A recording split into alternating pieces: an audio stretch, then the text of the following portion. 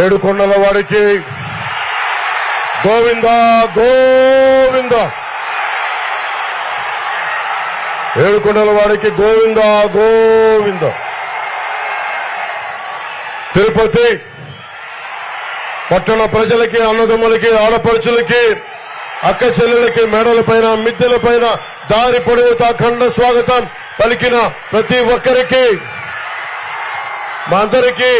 మీ అందరికీ నా హృదయపూర్వక నమస్కారాలు. జనసేన తరపు నుంచి, కూటమి తరపు మనకి పార్టీలైన తెలుగుదేశం, జనసేన, భారతీయ జనతా పార్టీ అందరి నుంచి మీకు, పార్టీ నాయకులందరి నుంచి మీకు హృదయపూర్వక నమస్కారాలు. ఇక్కడే ఇక్కడే పెరిగి స్టూడెంట్ రాజకీయాలు చేసి తిరుపతి గల్లీ గల్లీ తెలిసిన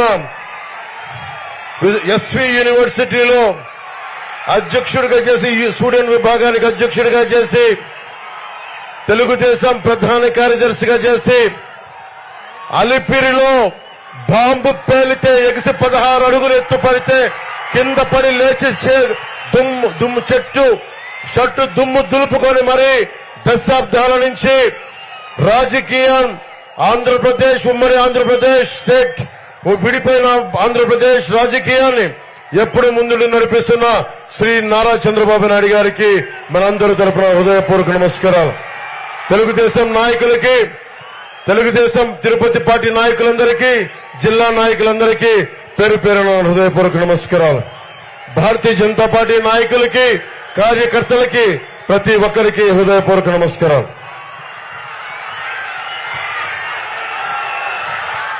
మీకు ఎమ్మెల్యే అభ్యర్థిగా మనందరి కోసం బలంగా వచ్చి చంద్రబాబు గారి మద్దతుతోటి, మేమందరి మద్దతుతోటి, మోదీ గారి మద్దతుతోటి మన తిరుపతి గాజు గ్లాసు గుర్తు మీద జనసేన పార్టీ అభ్యర్థిగా, కూటమి అభ్యర్థిగా జనసేన పార్టీ నుంచి పోటీ చేస్తున్న శ్రీ ఆరణి శ్రీనివాసులు గారిని భారీ మెజారిటీ తోటి మీరు గెలిపిస్తున్నారు. దానికి కృతజ్ఞతలు చెప్పుకోవడానికి వచ్చాను. అలాగే భారతీయ జనతా పార్టీ పార్లమెంట్ అభ్యర్థిగా డాక్టర్ వరప్రసాద్ రావు గారు, నేను వారిని రాజకీయాల్లోకి 2009లో నేను ఆహ్వానించాను. వారికి కమలం గుర్తు మీద మనస్ఫూర్తిగా మీరందరూ అభిమానంతో పెద్ద ఎత్తు మెజారిటీతో గెలిపించవలసిందిగా కోరుకుంటా ఉన్నాం. అలాగే చంద్రగిరి నియోజకవర్గం పులవర్తి నానిగారికి చంద్రగిరి నియోజకవర్గం నుంచి తెలుస్తా ఉంది మీ అఖండ ప్రేమ. ఎలా గెలిపించబోతారో వారందరికీ నా హృదయపూర్వక మీరు ఆశీస్సులు అందజేయాలి. భారీ మెజారిటీతో గెలిపించాలని కోరుకుంటా ఉన్నాం. కరుణాకర్ రెడ్డి గారు ఉన్నారు ఇక్కడ. మీకు వారి అబ్బాయి కావాలా? మీకు ఎమ్మెల్యేగా కోడి బొచ్చు కూడా అమ్ముకునే వ్యక్తి, నెలకి 20 లక్షలు కోడి బొచ్చు మీద కూడా చేసేవాళ్ళు, కోడి బొచ్చు అమ్ముకునే వాళ్ళు మనకు కావాలా? లేదంటే బలంగా నిలబడి చంద్రబాబు గారి మద్దతుతోటి, జనసేన మద్దతుతోటి, ప్రధాని మోదీ గారి మద్దతుతోటి నిలబడే మనకు ఆరణి శ్రీనివాసులు గారు, మనకి అందరూ నాయకులు సంపూర్ణంగా మద్దతిస్తా ఉన్నారు. నేను మీకు మాటిస్తున్నా, చిరంజీవి గారిని ఆ రోజు గెలిపించారు మీరు. మెగాస్టార్ చిరంజీవి గారిని తిరుపతి ఎమ్మెల్యేగా చంద్రబాబు గారిని ఒకటే కోరాను, ఇది మేము రక్షించుకుంటాం, తిరుపతి ఆధ్యాత్మికతను రక్షించుకుంటాం, తిరుమల పవిత్రతను రక్షించుకుంటాం, కులాలకి మతాలకి భేదం లేకుండా అందరినీ సంరక్షించుకుంటాం. ఇది కూటమి తరపు నుంచి మీ సంపూర్ణమైన మద్దతు ఇవ్వాలని కోరుకుంటే చాలా పెద్ద మనసుతో చంద్రబాబు గారు అంగీకరించారు. వారికి మీ అందరి సమక్షంలో నా చేతులెత్తి వారికి నా హృదయపూర్వక కృతజ్ఞతలు తెలియజేసుకుంటా ఉన్నాం.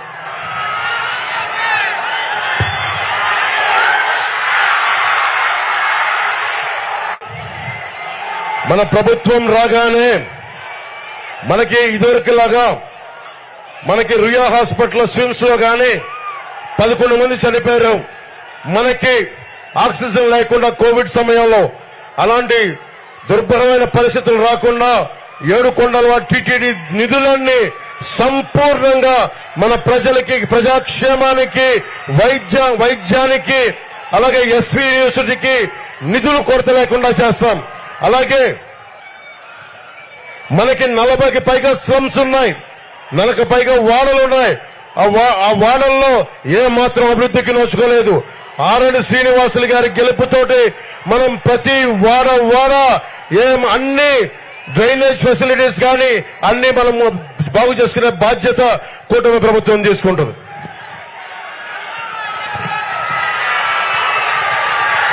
అన్ని పరిశ్రమలు పారిపోయినాయి. రేణిగుంట ఎలక్ట్రానిక్ మ్యానుఫ్యాక్చరింగ్ క్లస్టర్ లో రిలయన్స్ ఇండస్ట్రీస్ పారిపోయింది. మనకి టాటా గ్రూప్ చెందిన వోల్టాస్ కంపెనీ పారిపోయింది. అమర్ రాజా బ్యాటరీ ఇక్కడ మన తిరుపతికి ప్రతి ఒక్కరికి ఎంతో మందికి ఆశ్రయం ఇచ్చి జీవనోపాధి ఇచ్చిన అమర్ రాజా బ్యాటరీ ఇక్కడి నుంచి వెళ్ళిపోయింది. తిరిగి అమర్ రాజా బ్యాటరీని ఇక్కడికి తీసుకొచ్చి మళ్ళీ తిరిగి ఉపాధి కల్పించే బాధ్యత మనందరం, కూటమి ప్రభుత్వం మనందరి తరఫున తీసుకుందాం.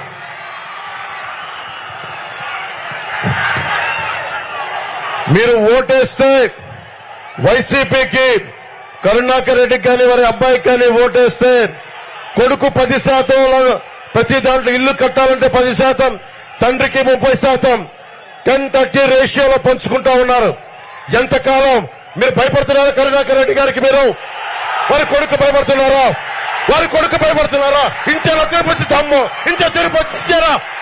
దమ్ము ఉందా మనకి? ధైర్యం ఉందా? ఏం చేద్దాం? వైసీపీని మట్టిలో తొక్కేద్దాం, కాలం రాసేద్దాం. ఎంతకాలం భయపడతాం? రౌడీజంకి భయపడతామా? తిరుపతి 7 కొండలవాణి పైన పెట్టుకుని రౌడీలకు భయపడతామా? ఆకు రౌడీలకి భయపడతామా మనం?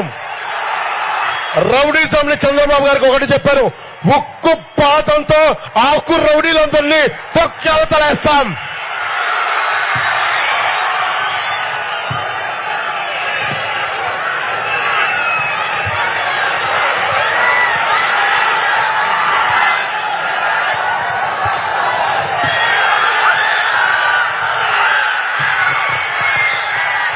మీరు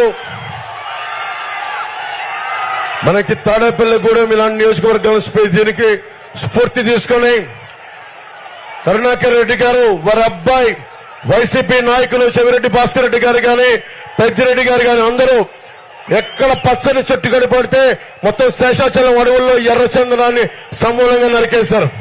టీడీఆర్ బాండ్ల స్కాము 2,000 కోట్ల రూపాయలు. ఎక్కడికి వెళ్ళిపోతుంది డబ్బు? ఉపాధి అవకాశాలు రావు, విద్యా అవకాశాలు సరిగ్గా ఉండవు, ఫీజు రీఎంబర్స్మెంట్ ఉండదు. ఇది మార్చుకునే బాధ్యత రావాలి అంటే కూటమి ప్రభుత్వం రావాలి, మేమందరం అండగా నిలబడాలి. తిరుపతి ప్రజలకి మనకి ఇన్ని దశాబ్దాలుగా చంద్రబాబు గారు 14 సంవత్సరాలు ముఖ్యమంత్రిగా ఉన్నారు. ఎప్పుడు కూడా తిరుపతి ప్రజలకి ప్రతి నెల 2వ మంగళవారం వెళ్ళి ఏడుకొండల వాడిని దర్శించుకునే ఒక అవకాశం ఉండేది. ఈ రోజు స్థానికంగా ఉండే మన తిరుపతి ప్రజలకే 2వ మంగళవారాన్ని తీసేశారు. దాన్ని పునరుద్ధరిస్తాం. లడ్డూలు నాణ్యత తగ్గించేశారు, సైజ్ తగ్గించారు, శ్రీవాణి ట్రస్ట్ అని చెప్పి రేట్లు పెంచారు. ఎటు చూసినా అడ్డగోలుగా దోపిడీ, లంచాలు, దళారీ వ్యవస్థ. ఒకటే గుర్తుపెట్టుకోవాలి, వైవి సుబ్బారెడ్డి గారు గాని, కరుణాకర్ రెడ్డి గాని, ఇది తిరుమల రిసార్ట్ కాదది ఆధ్యాత్మిక కేంద్రం. ఏడుకొండల వారి సాక్షాత్తు కలియుగ వెంకటేశ్వరుడు నివసించే ప్రాంతం. అది గొప్ప ఆధ్యాత్మిక నేల. ఆ నేలలో మీరు రిసార్ట్ లాగా చేశారు. తిరిగి దాని ఆధ్యాత్మికతని తిరిగి తీసుకొస్తాం.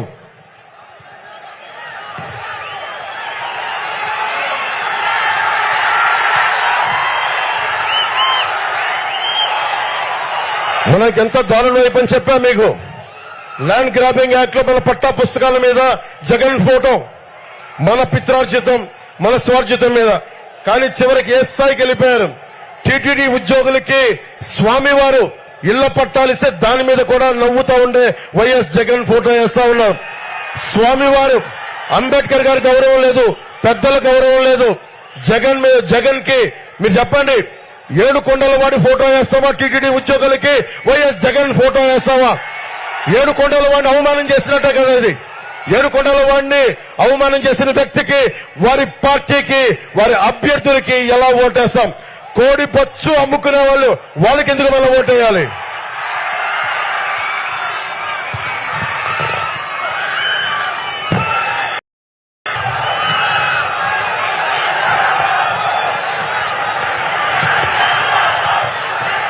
తిరుపతిలోనే గోవిందరాజు స్వామి సత్రాలు ఇంకా 40-50 సత్రాలు బాగుండే సమయంలో కూడా 200 కోట్ల రూపాయల ముడుపుల కోసం మొత్తం కూల్చేసి కొత్త కట్టడానికి చేశారు.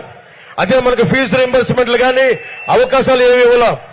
చిరంజీవి గారు వచ్చినప్పుడు దాదాపు 1000 మనకి 1600 ఇళ్లు పైగా శాంక్షన్ చేశారు 2009లో. ఈ రోజుకి ఆ రేకు షెడ్లు తిరుమలలో ఉండే ఇళ్లకి ఆయన పర్మనెంట్ గా స్లాబ్ వేయాలని రాగానే ఎమ్మెల్యేగా చేస్తే ఈ రోజుకి అది 149 ఇళ్లు మటుకే మనకి పైన ఇది వేశారు, స్లాబ్ వేశారు. రాగానే చిరంజీవి గారు ఏ ఆశయంతో చేశారో ఆ ఆశయాన్ని పూర్తి చేసి ఆ ఇళ్లన్నిటికీ స్లాబ్ వేయిస్తాం.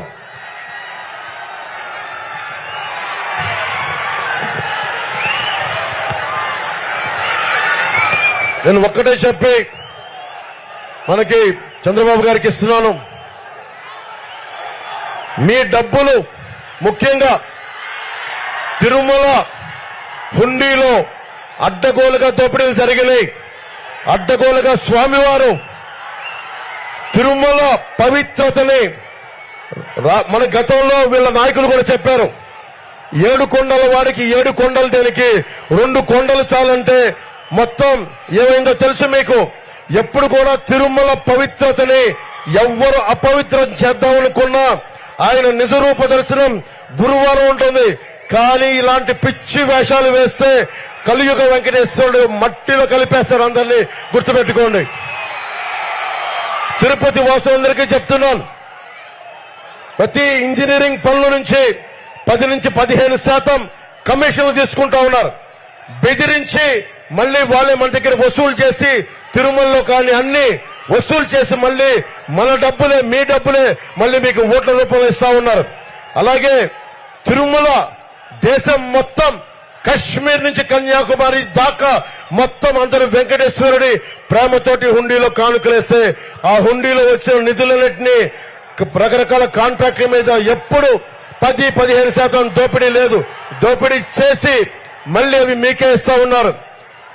తిరుపతి వాసులందరికీ ఒకటే చెప్తున్నాం, కరుణాకర్ రెడ్డి గారు గాని వారి అబ్బాయి గాని ఇచ్చే డబ్బులు మీరు తీసుకుంటే అది ఒకటే చెప్తా ఉన్నాను.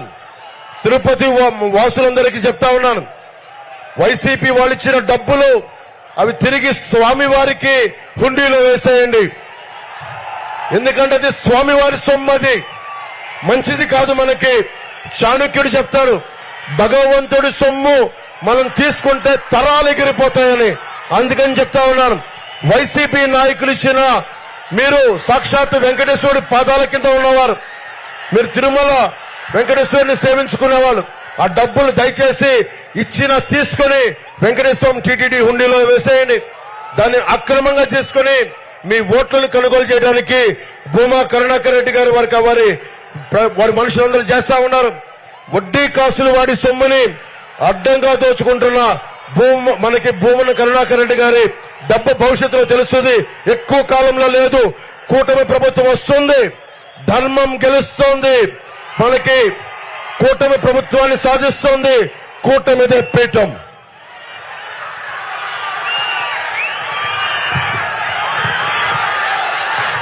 మనం రాగానే దేవస్థానం నుంచి వచ్చే నిధుల్ని ఇక్కడ కాలేజీలకి, ఇక్కడ ఆసుపత్రులకి, ప్రజా సంక్షేమానికి పెడతాం.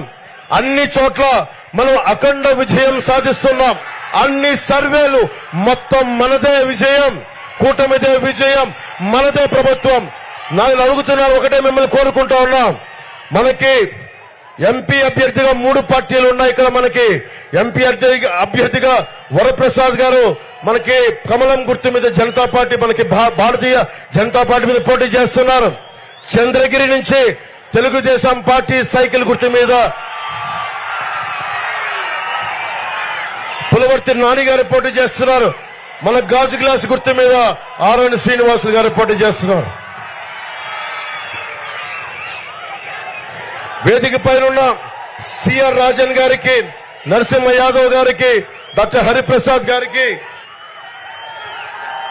చంద్రప్ప గారికి, సుగుణమ్మ గారికి, కిరణ్ గారికి, అజయ్ కుమార్ గారికి, మోహన్ గారికి, చిట్టిబా భీమనేని గారికి, ఏం రత్నం గారికి, ఏ కృష్ణ గారికి, లక్ష్మీపతి గారికి, వినోద్ కోట గారికి, భారతీయ జనతా పార్టీ నాయకులు భానుప్రకాష్ రెడ్డి గారికి అందరికీ నా హృదయపూర్వక ధన్యవాదాలు తెలియజేసుకుంటూ, ఇప్పుడు తక్కువ సమయం ఉంది కాబట్టి మీ అందరినీ ఉద్దేశించి అన్ని చంద్రబాబు గారు చెప్తారు. మనకి వారి మాటలు విందాం, వారి సందేశం విందాం.